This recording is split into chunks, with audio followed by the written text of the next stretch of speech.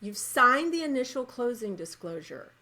You're set to go in to sign your final documents, and you get a call, ring, ring from the lender that they need another document. What's that all about? So we have Rhonda here today to explain to us what the heck is going on with a new rule that's coming out September 1st. Rhonda, talk to us about this. Yeah, how frustrating is that? You think you've already provided everything you possibly could.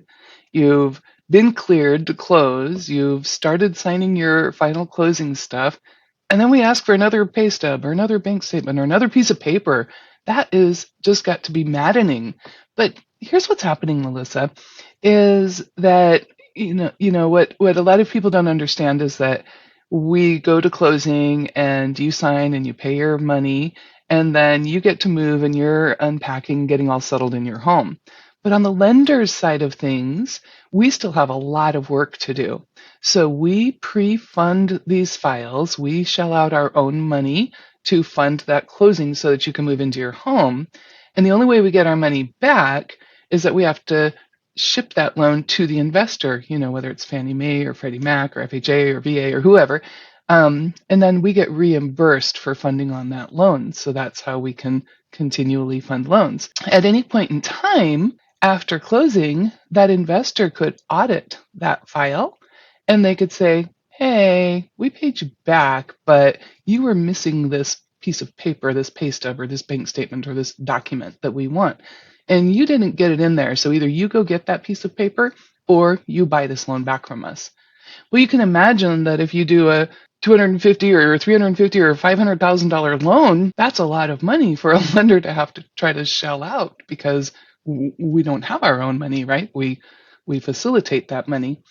And so that's why they want to make sure that we have all those pieces of papers in the file in order to achieve that purchase at the end.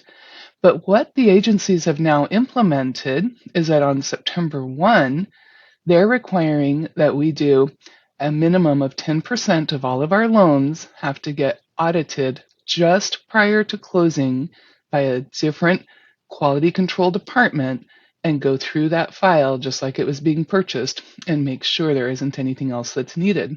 Since it can't be done until just prior to funding that loan or recording after you've signed your documents, that's why your file might get pulled to have that audit done, and they might say, hey, we think they might ask for this extra thing, so you got to get it to us before we're going to record that loan. So that's what's happening. September 1 is a minimum of 10% of all of your closings have to get pulled for this pre-funding audit.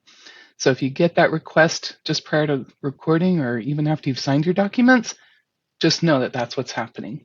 So, as a seller, how does this impact you? Well, basically, it's not a done deal until the title company escrow officer calls and tells you it's recorded.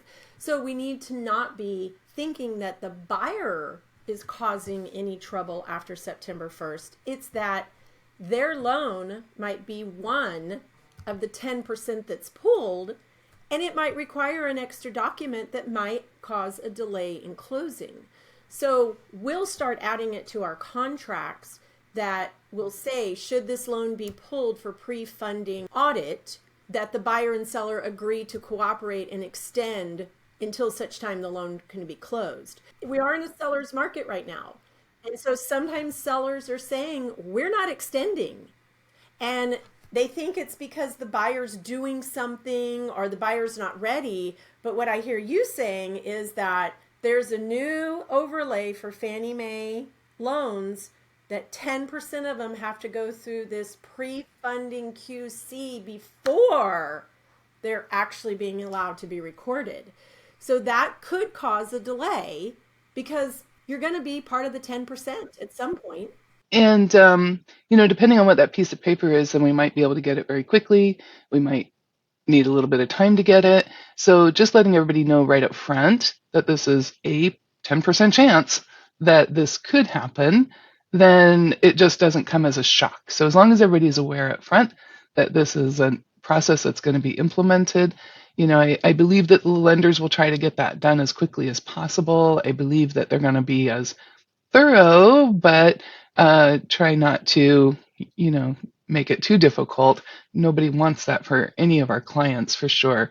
But we also have to make sure that we get those loans purchased by the investors. So it's a process that's going to go through. Another fear that I have is that you might see a slight increase in some kind of a fee because this is we already have an established quality control department, but it may need additional staffing. Some lenders may not have a full-time quality control department, or they may need to add more staff to handle it for that 10% quality control audit.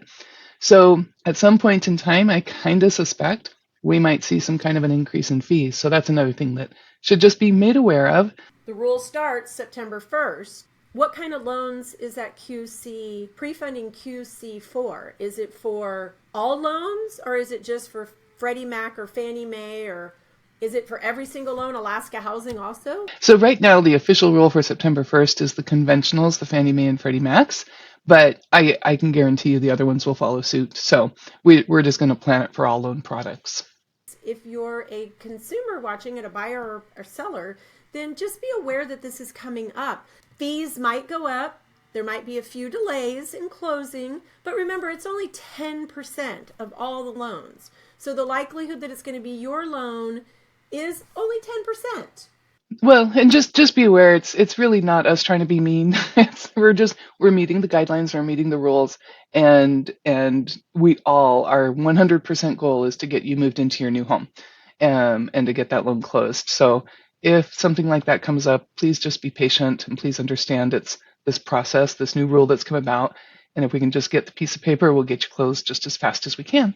So if you've ever talked to a lender before that said, oh, don't worry about that, we'll get that later, this is probably not going to be a good type of lender to be working with under these type of guidelines. You want to be working with a lender who actually has a checklist and looks at the loan program that you're going for and knows the underwriting guidelines and gives you a list. Why do lenders require so many documents? And you can watch that show after this one so that you kind of understand that lenders aren't trying to be paper hoarders. They are just trying to meet the guidelines upon which Fannie Mae, Freddie Mac, and the other investors are asking for. And it's their job to do it. They're the middle person. Their job is to collect it, package the loan, close it, and sell it. Because if you heard Ron in the beginning of this, those things are funded by a pool of money sitting at that lender. Well, they want that pool of money back. Big news of the moment. So be sure to watch our next show and you'll see it here.